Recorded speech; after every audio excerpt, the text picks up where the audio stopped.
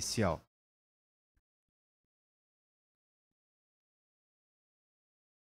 Meus queridos irmãos, vamos mais uma vez agradecer a Jesus pela oportunidade que Ele nos concede de mais uma vez estarmos nesta casa acolhedora, que nos dá a oportunidade de aprendermos um pouco mais acerca desta doutrina maravilhosa. Queremos agradecer ao Senhor Jesus por nos mostrar os ensinamentos, por nos trazer o seu Evangelho, e nos mostrar também o dinamismo de cada dia, para que possamos nos aperfeiçoarmos, moldando nosso caráter, a nossa vida, e através dos teus ensinamentos e dos teus exemplos, que possamos ser pessoas cada vez melhores. Obrigado pela oportunidade mais uma vez concedida. Envolva a todos nós com o teu amor, com a tua bondade e com a tua paz. E que esta noite possa ser mais uma vez muito proveitosa para todos nós. Assim, em teu nome, Pai, em nome de todos os benfeitores espirituais desta casa abençoada tua e de Kardec, nós pedimos humildemente a permissão para iniciarmos a reunião desta noite. E que assim seja.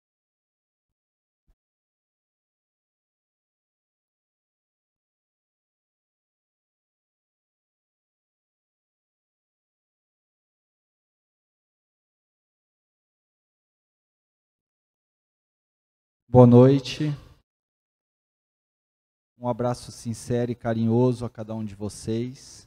O meu muito obrigado por essa oportunidade de podermos estar reunidos mais uma vez, aproveitando essa energia gostosa e maravilhosa sobre os olhares e a bênção do nosso Mestre Jesus. Nós vamos estar falando hoje sobre um tema muito conhecido para todos nós. Palavrinha dita praticamente a todo momento dentro das nossas casas espíritas. Palavrinha ensinada, pregada e exemplificada pelo nosso Mestre Jesus. Palavrinha, inclusive, que faz parte do lema da nossa doutrina, que é: fora da caridade não há salvação.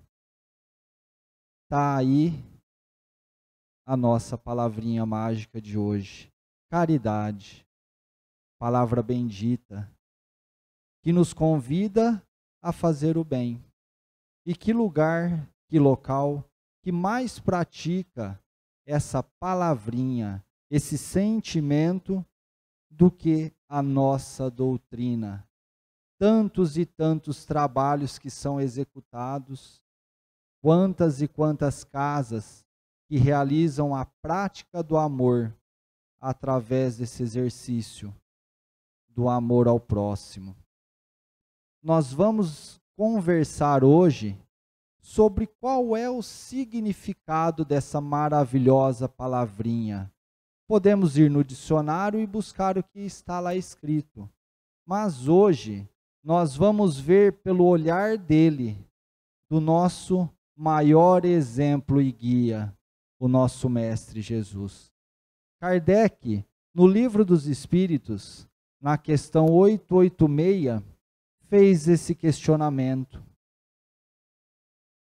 Qual é o verdadeiro sentido da palavra caridade, segundo a entendia Jesus?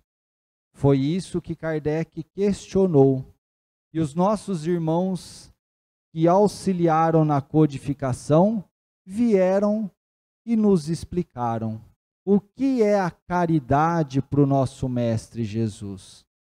E está aqui a resposta: benevolência para com todos, indulgência para com as imperfeições dos outros e perdão das ofensas.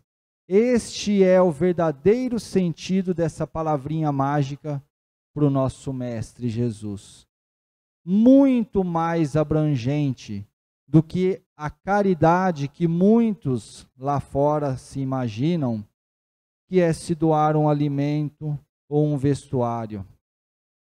Caridade muito importante, que é a chamada caridade material. Quantos e quantos irmãozinhos que dependem sim do nosso auxílio, que não têm, às vezes, um copinho de água para tomar, um cobertorzinho para se cobrir.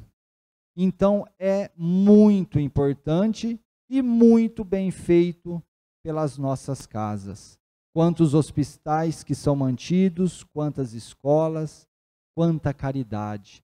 Mas vamos refletir nessa resposta dada pelos nossos irmãos da codificação, dividindo essa respostinha em 3 partes.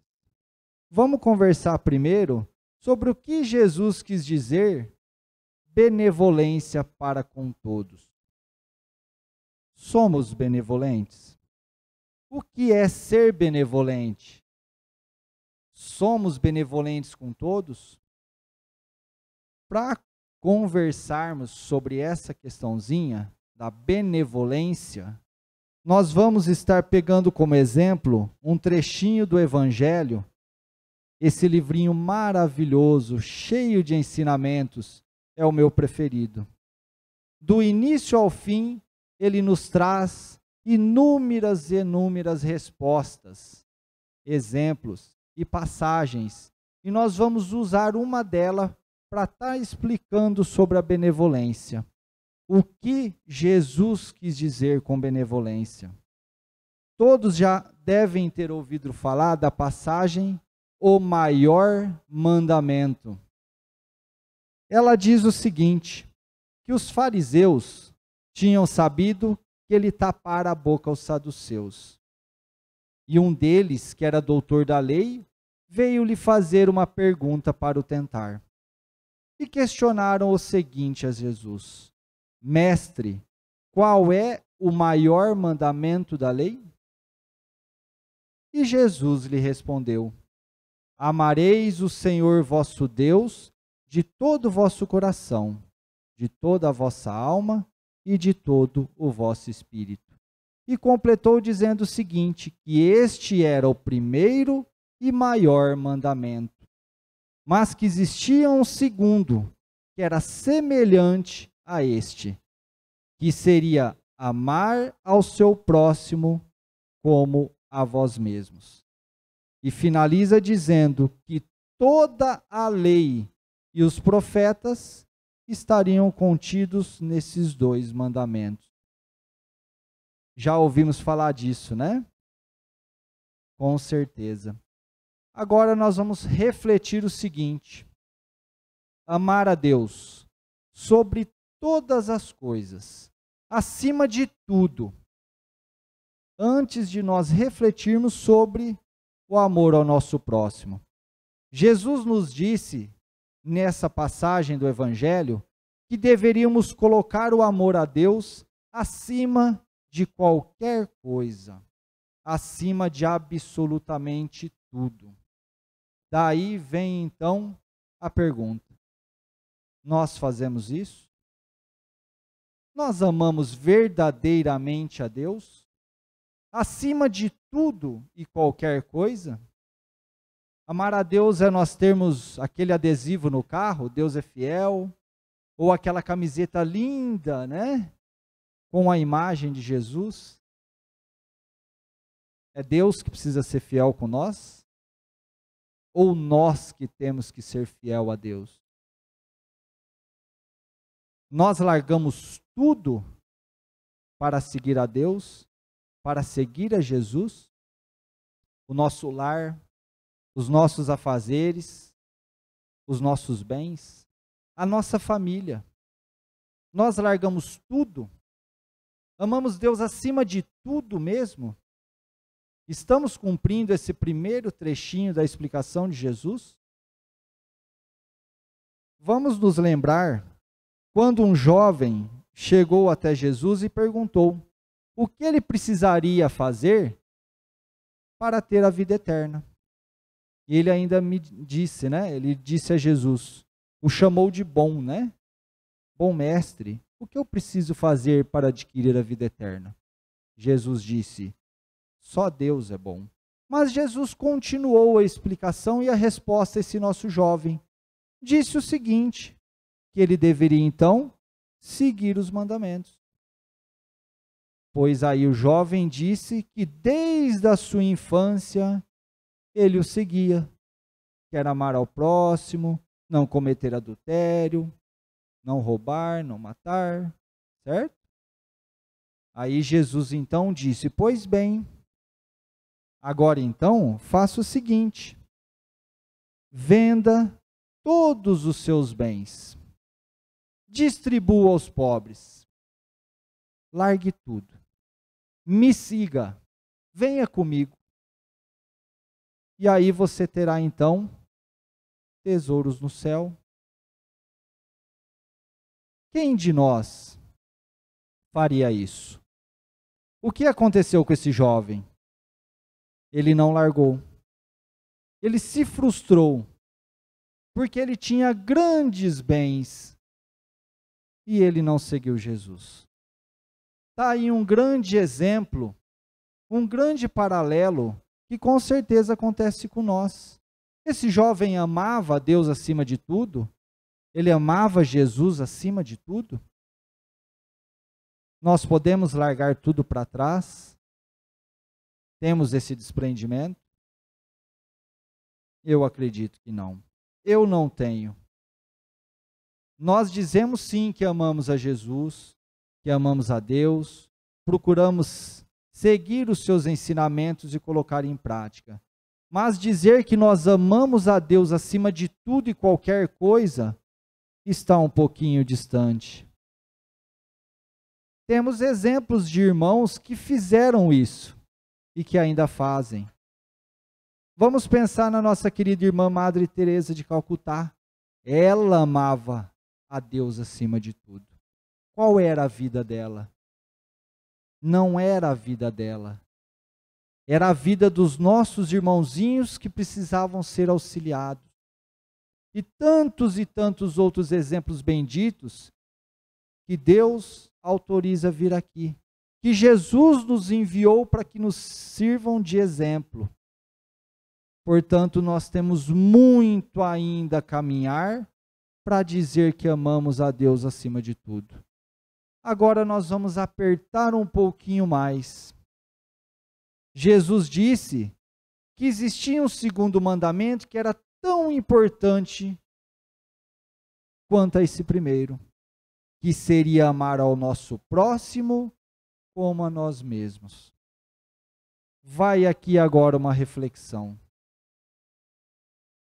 Se nós não amamos a Deus, o nosso Pai maior, a Jesus, o nosso querido irmão,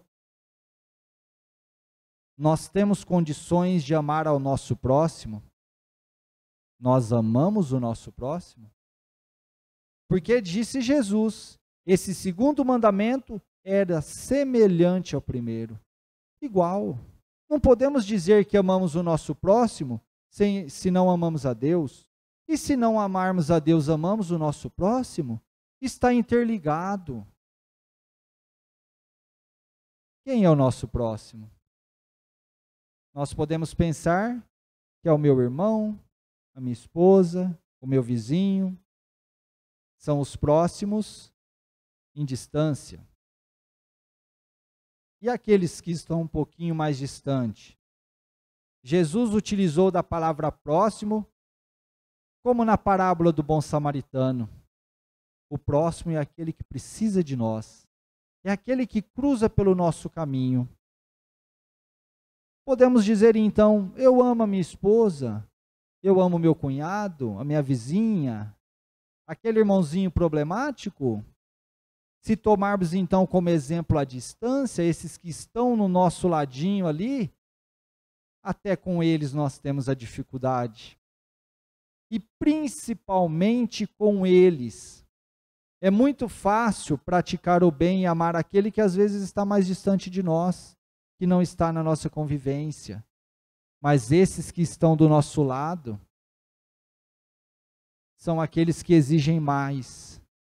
mas olhando pelo lado que eles nos amam, que estão junto de nós e nos querem bem, e que fazem o nosso bem, e que nós também os amamos. Às vezes, aquele irmão que nós mais amamos acima de tudo, nós nunca vamos ter problema com ele, nós vamos praticar o amor na essência. Agora vamos pensar o seguinte: Jesus disse amar a todos, benevolência para com todos indistintamente, ou seja, cai por terra tudo que nós dissemos aqui. Nós devemos amar, ser bons com todos e da mesma forma, sem diferença alguma, assim como Deus e Jesus é para conosco. Nós conseguimos então ser bom com todos? Tratar todos da mesma forma? Ter o mesmo carinho, respeito e amor com todos? Não conseguimos. Ainda, infelizmente, é humanamente impossível para nós, dado o nosso estágio de evolução. Volta a dizer, a nossa querida irmã Madre Teresa conseguia, Chico conseguia, e tantos outros também conseguem. Nós tentamos. Estamos em vias de conseguir. Estamos nos melhorando e evoluindo. Mas agora nós vamos piorar um pouquinho mais a situação. Jesus nos disse que não bastava amar aqueles que nos amam, não bastava amar aqueles que nos são caros. Ele disse que deveríamos amar os nossos inimigos. Está aqui no Evangelho. E agora? Agora complicou, né? Porque essa benevolência é inclusive com eles. É com todos indistintamente. A prática do amor, a prática da caridade, deve ser realizada com cada um, independente da situação desse nosso irmão, inclusive com os nossos chamados inimigos, né? Aqueles que não gostam de nós, ou com o qual a energia nossa não bate com a dele, que a gente às vezes não tem aquela proximidade, mas o Espiritismo explica tudo isso. E vem o esclarecimento que Jesus sabe o que se passa dentro do coração de cada um de nós. E Ele sabe que nós não conseguimos também tratar todos da mesma forma, mas que nós precisamos se esforçar. Com relação aos nossos inimigos, aqueles que não nos são caros, ou nos querem mal, nos pede Jesus que jamais tenhamos então uma coisa, jamais tenhamos ódio, rancor. E aquele que se diz espírita, ou além disso, aquele que se diz cristão, jamais pode ter dentro do seu coração esse sentimento tão negativo, né? Da vingança e do ódio. Então devemos buscar a nossa benevolência com cada um, sermos bons com todos, da mesma forma, para podermos então cumprir o que Jesus dizia ser o primeiro trechinho da resposta: benevolência com todos. Agora, nós vamos então passar para a segunda parte da resposta.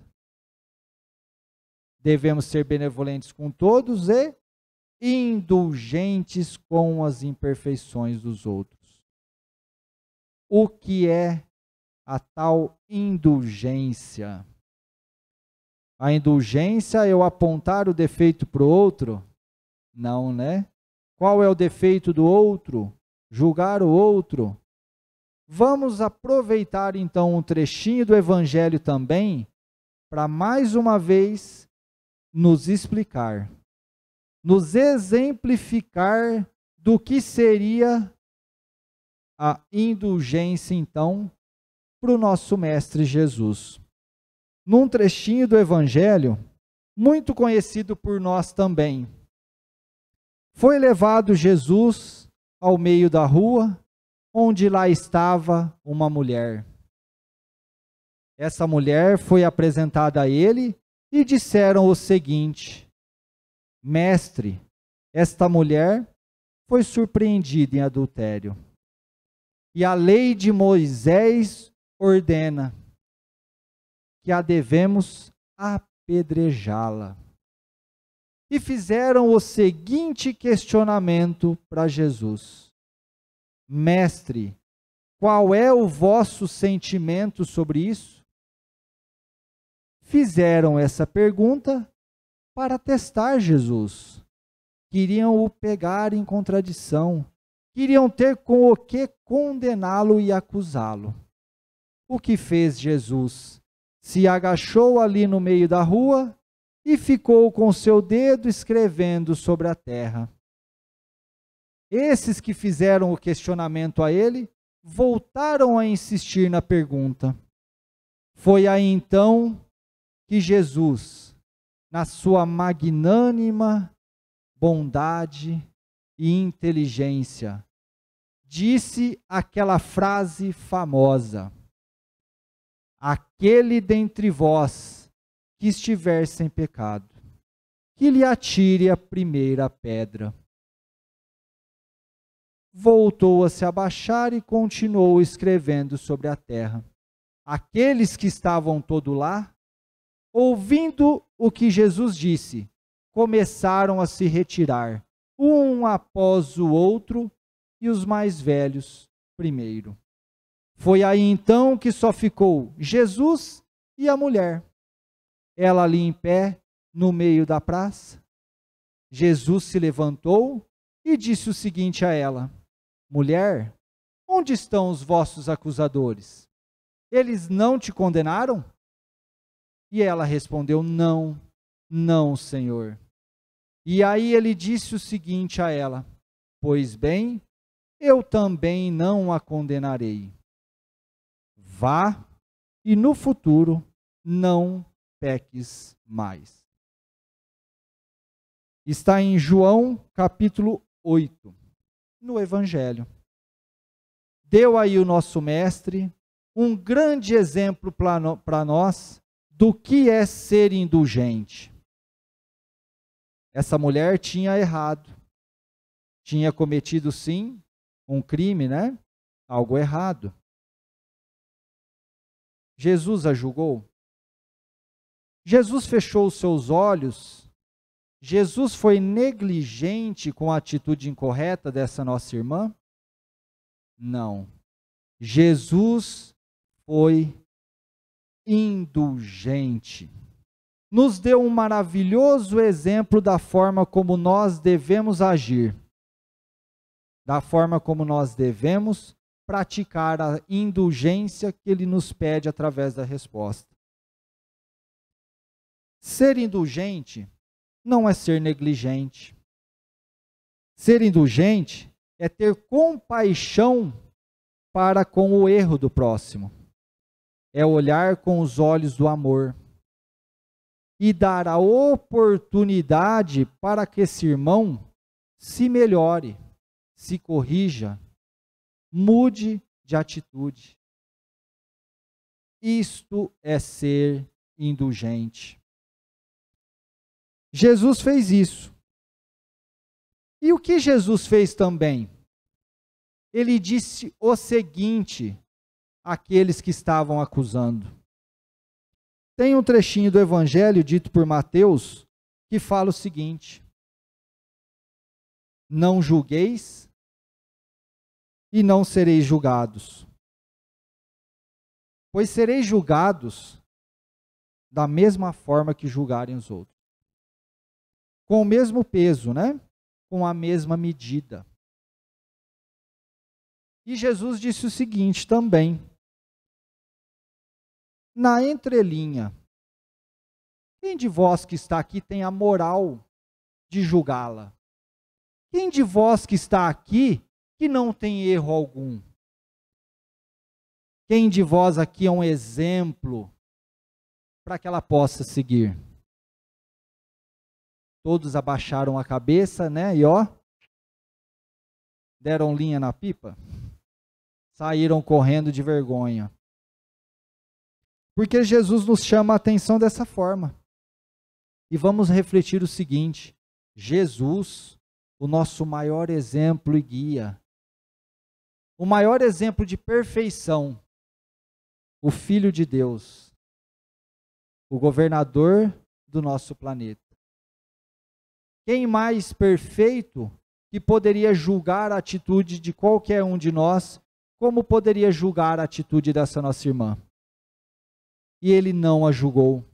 Se Jesus não a julgou, como nós podemos julgar a atitude dos outros? Como podemos julgar a atitude de um irmão nosso? Vamos pensar um pouquinho. É muito comum, e está na moda hoje, né? Nós vermos as notícias sobre a Lava Jato. E Lava Jato, né? Não para de lavar esse carro nunca. Já virou lavanderia de roupa suja. Quantas e quantas coisas que são retiradas debaixo do tapete. E a cada dia uma notícia pior. A cada dia um irmão que nós vemos que cometeu algo inimaginável, ou já até certo ponto imaginável, né? Qual é a nossa atitude quando nós vemos isso? Qual é a nossa atitude quando nós assistimos o nosso querido irmão da Atena? Um grande exemplo de indulgência também, né? Quem já assistiu da Atena? Mostra aquele irmãozinho lá que assassinou ou roubou, enforca ele, corta a mão dele, e daí para lá, né? Uma total falta de indulgência. Mas cada um faz e fala o que sua consciência pede. E nós, como espíritas, de que forma nós agimos quando nós vemos algum irmão que cometeu algum erro deste? Voltando a Lava Jato, quanto que roubaram? Qual é a nossa atitude? Condená-los, né? Então vamos fazer uma reflexão. Se nós lá estivéssemos, o que será que nós faríamos? Igual a eles? Pior que eles? Menos que eles? Não, Júlio, você está louco. Jamais faríamos o que eles fizeram, acredito. Olha onde nós estamos. Olha o que nós conhecemos de Jesus e dos seus ensinamentos. E eles conhecem? Eles têm a mesma oportunidade que nós? Agora nós vamos aprofundar um pouquinho numa questão. Quem aqui já ultrapassou o sinal vermelho alguma vez? Está com pressa. Quem atravessa a rua fora da faixa de pedestre? Quem aqui está com pressa e para no lugar? Não, mas é 1 minutinho só. Não posso parar ali. Meus irmãos, qual é a diferença? Qual a diferença de cometer erros lá em cima, lá em Brasília, ou aqui em São José do Rio Preto ou em Potirendaba? Júlio, você está louco de novo. Não estou, meus irmãos. Lei é lei. Regra é regra. O que é certo, o que é errado, não importa onde nem o tamanho. Qual é a diferença de eu me apropriar de R$1 de alguém, ou de R$100, ou de 1 milhão? Qual é a diferença? Então a nossa diferença com os nossos queridos irmãos que estão lá em Brasília é que eles estão lá e nós aqui. Eles deveriam fazer as coisas certas no ambiente que eles estão, e nós temos o dever de fazer as coisas certas e corretas no ambiente que nós estamos. Aqui e já. Cumprir as regras aqui e já. E quando nós vemos esses irmãozinhos que cometem isso lá, ou seja, aqui, olhar para o espelho intimamente e ver se nós não fazemos nada parecido. ver se nós não temos os mesmos defeitos com o qual estamos apontando no outro. Voltando a dizer, ser indulgente não é ser negligente. Não é ver alguém cometendo um ato errado e aprovar, nem ficar quieto. É utilizar o mesmo amor que Jesus utilizou diante daquela situação com a nossa irmã, que estava ali numa grande enrascada, que tinha sim cometido uma atitude incorreta e errada. Mas Jesus utilizou com ela a seguinte frase: eu também não a te condenarei. E na seguinte resposta ele fala como devemos realmente agir. Querida irmã, vá e no futuro não pequeis mais. Ou seja, é quando vermos a atitude incorreta de alguém, é utilizar todo o amor do mundo para orientar esse nosso querido irmão, para que ele desperte e nós o auxiliemos para que ele mude a sua conduta. Isto é ser indulgente. E quantas vezes nós necessitamos da indulgência? Quantas e quantas vezes somos nós que estamos do outro lado? E acredito sim que nós, com o conhecimento que temos dessa doutrina bendita de Jesus, se estivermos lá em Brasília, não iríamos ficar 5 minutinhos, íamos ir embora, né? Mas nós temos que mudar o mundo, começando pelo nosso lar, pelo nosso bairro, pela nossa cidade. É hora de nós darmos um basta das coisas erradas. Nada mais exemplar do que seguindo os ensinamentos do nosso Mestre Jesus lá fora. É essa indulgência que eu convido a cada um de nós praticar. Olhar para nós com todo amor e carinho, buscar corrigir os nossos defeitos, olhar para o nosso querido irmão do lado, auxiliá-lo também. Porque Jesus utilizou uma palavra forte. Ele disse o seguinte num trechinho do Evangelho: hipócritas, por que vês um cisco no olho do vosso irmão quando tem uma trave nos vossos olhos? Não é? Muitas vezes nós olhamos um defeitinho desse tamanho do nosso irmão e temos um desse tamanho. Portanto, atenção, mais amor, mais carinho, menos críticas. As tais redes sociais, né, que estão aí. Antigamente se existiu o duelo pela arma.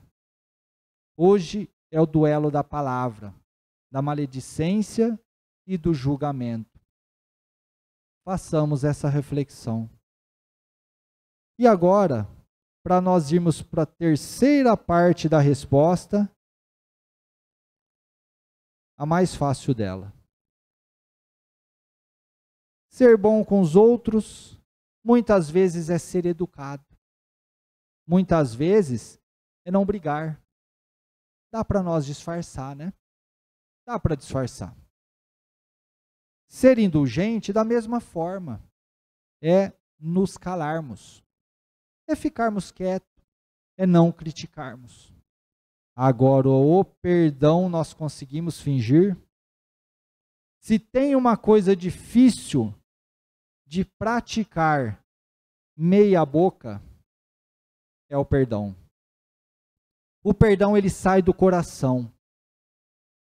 O perdão, ele é muito forte. O perdão, ele é um sentimento que tem que transparecer, passar por cima de tudo, inclusive do nosso eu. É o maior exemplo de uma forma de ser caridoso, é perdoar. E Jesus, em mais uma passagem, narrada no Evangelho, nos dá um grande exemplo do que é perdoar verdadeiramente. Tem um trechinho do Evangelho que diz o seguinte: o reino dos céus é comparado a um rei que quis tomar conta aos seus servidores. E tendo começado a fazê-lo, se apresentou a ele um deles que lhe devia 10.000 talentos. E como ele não tinha meio de restituir essa dívida, o rei fez o quê? Ordenou que vendesse a ele, sua mulher, seus filhos e tudo que ele possuía para satisfazer essa dívida.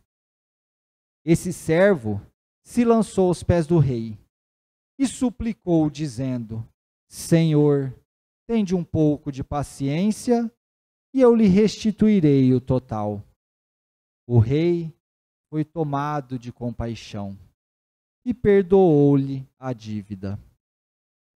Este servo, mal tendo saído dali da frente do rei, tendo saído ali fora, encontrou um dos seus companheiros que lhe devia 100 dinheiros.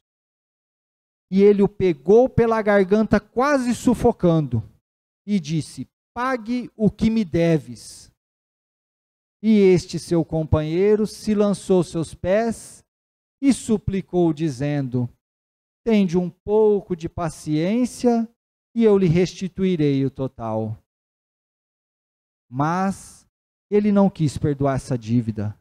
Ele estava encolorizado. E entregou esse seu companheiro para que fosse preso, até que pagasse tudo o que devia a ele. Foi aí que os outros servos, seus companheiros, vendo tudo o que se passava, extremamente aflitos, foram lá contar para o rei tudo o que havia ocorrido. O rei chamou de volta aquele servo e disse para ele o seguinte: mau servidor infiel, eu não perdoei a sua dívida porque me pedistes isto? Não era, pois, para ter a mesma atitude para com o seu companheiro? Foi aí que o rei então o entregou à mão dos carrascos, até que ele pagasse tudo o que devia. E aí, no final dessa pequena parábola, nos vem uma frase que eu gostaria que todos prestassem muita atenção. Jesus dizendo a nós, ele fala o seguinte: é assim que meu Pai que estás no céu tratará cada um de vós, se não perdoar do fundo do coração ao vosso irmão as ofensas que ele tiver cometido. Está em Mateus capítulo 13. Vamos entender. O rei recebeu ali um servo que lhe devia uma quantia em valor. Talento na época de Jesus era uma medida em valor. Essa medida era como se fosse um recipiente com uma importância dentro, com 58 quilos e 900. O peso desse recipiente, do conteúdo, sabe do quê? De ouro ou de prata. Isso era o valor de um talento. Convertendo hoje, o valor da grama do ouro, vamos pensar em um talento em ouro. Custa R$140 a grama do ouro hoje. R$140,12. Para explicar o seguinte, vamos fazer um paralelo. A filha de Júlio César, aquele imperador, quando ela se casou, ela recebeu o dote de 100 talentos. O valor de 100 talentos hoje, para vocês terem uma ideia, seria 5,8 toneladas de ouro. 100 talentos. Daria hoje 813 milhões de reais. 100 talentos.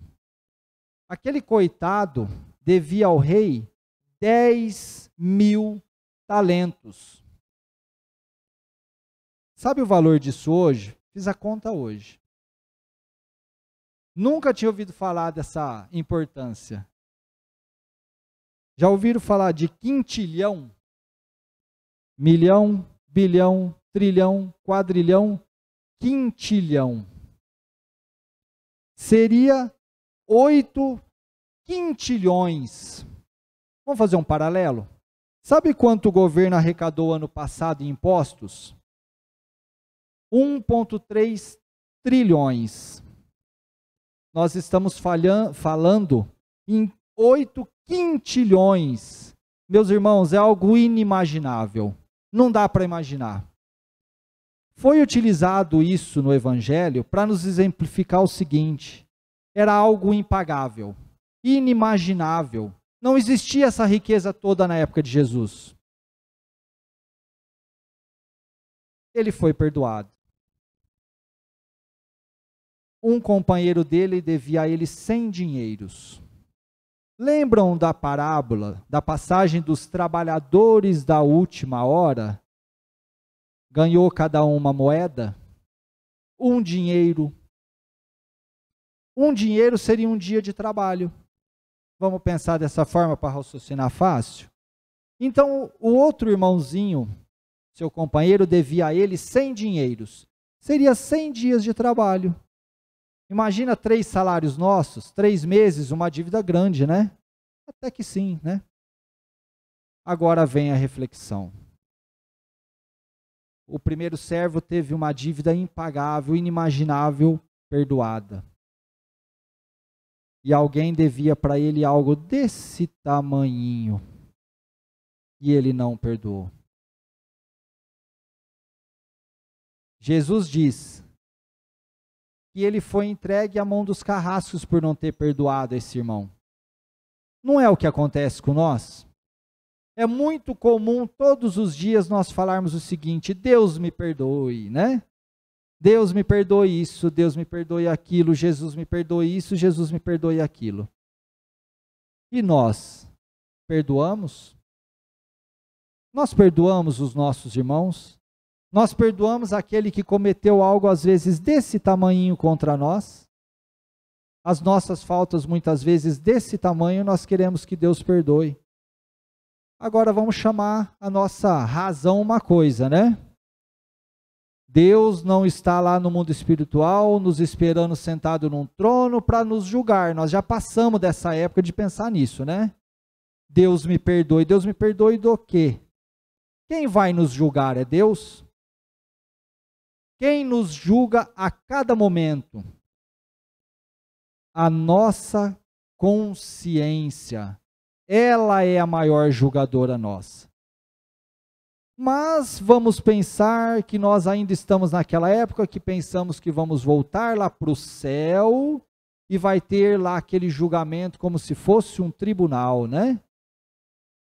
E aí nós fazemos a oração do Pai Nosso com todo amor e carinho e assinamos lá uma procuração a Deus, muito perigosa, pois nós dizemos o seguinte: Senhor, perdoai as minhas ofensas, assim como eu perdoo a quem me tenha ofendido. Que complicado, né? Se pedirmos a Deus que nos perdoe da mesma forma como que nós perdoamos aos nossos irmãos, a coisa está complicada. Porque nós ainda estamos um pouquinho distante da verdadeira prática do perdão. Porque perdoar não é esquecer. Perdoar não é dizer ao nosso irmão: eu te perdoo, mas não faça isso de novo. Foi isso que Jesus disse lá também? Isso é perdoar? Quando Pedro questionou Jesus: Mestre, eu devo perdoar ao meu irmão até 7 vezes?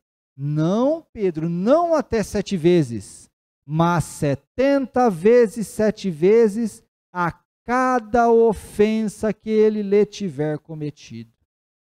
Vamos deixar a calculadora de lado, que ele não pediu que nós fizéssemos conta nenhuma de 70 vezes 7. Ele quis nos dizer o seguinte, que devemos perdoar infinitamente aos nossos irmãos, a cada ofensa que ele nos tiver cometido. Esquecemos também o papel e a caneta para escrever: ele já fez isso, risco. Ele já fez aquilo, risco. Não. Porque se nós falarmos: eu te perdoo isso, mas se você fizer de novo, isso não é perdoar. Perdoar é praticar do coração. Perdoar é passar por cima de tudo.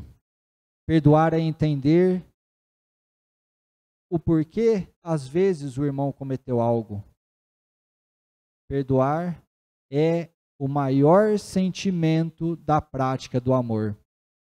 E o nosso mestre deu esse maior exemplo quando, pregado na cruz, ele olhou ao céu e disse: Pai, perdoai, pois eles não sabem o que fazem. Sigamos o exemplo de Jesus, sabendo que muito distante disso estamos, mas que possamos a cada dia procurar praticar a benevolência, a indulgência e o perdão, caindo e levantando, refletindo a cada atitude nossa. Porque todos nós sabemos que o verdadeiro espírita é perfeito? Não, né? O verdadeiro espírita é aquele que se esforça para dominar as suas más tendências. Nós que vivemos aqui nesse mundo material, que estamos aqui nesse momento, nessa encarnação atual, buscando nos melhorar, aprender e evoluir em cada defeito, em cada dificuldade, em cada má tendência que todos nós temos, porque não é vergonha nenhuma dizermos que não somos perfeitos, e todos nós sabemos.